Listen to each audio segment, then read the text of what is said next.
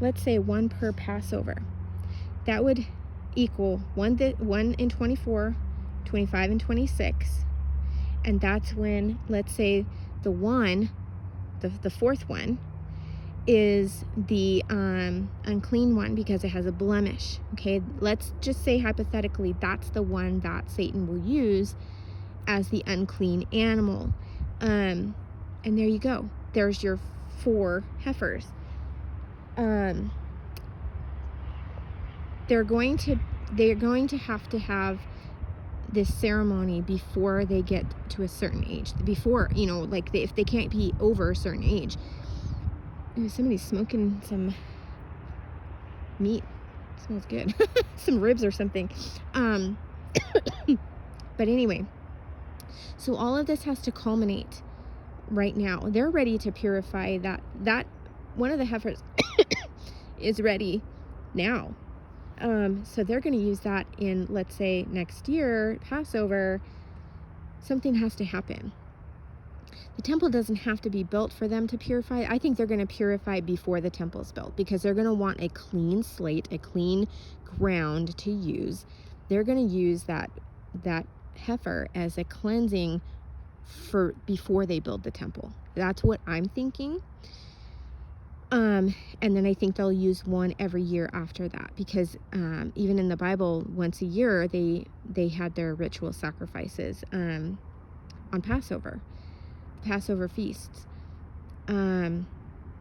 So there's the 4. They have 4, and I think that 4th one is the one that Satan's going to use that's unclean. Maybe it has like a white hair or it's whatever. I don't know. But if that's the case, then look how swift everything has to go. We have to be out of here.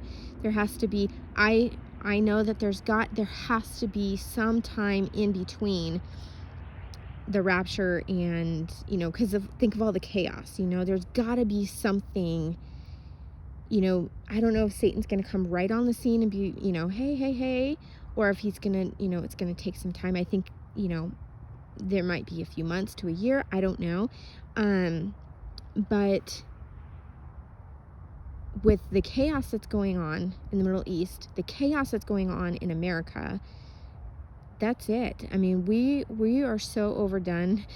The sound alarms have been going off. But anyways, guys, just hold your head up. Keep your head up. Keep looking up. Keep listening for those trumpets. If you are not saved, the time is now. Receive Jesus while you still have time.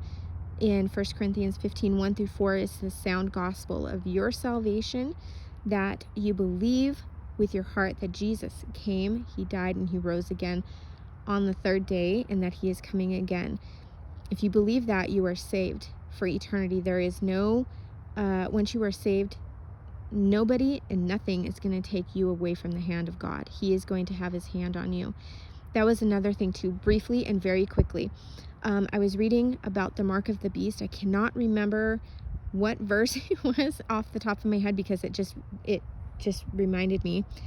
People were saying how the mark of the beast needs to be in your hand or your forehead, but the scripture says the head and the forehead and the hand, which is an indication that it's going to be both, not an or, like you can decide. It's going to be both.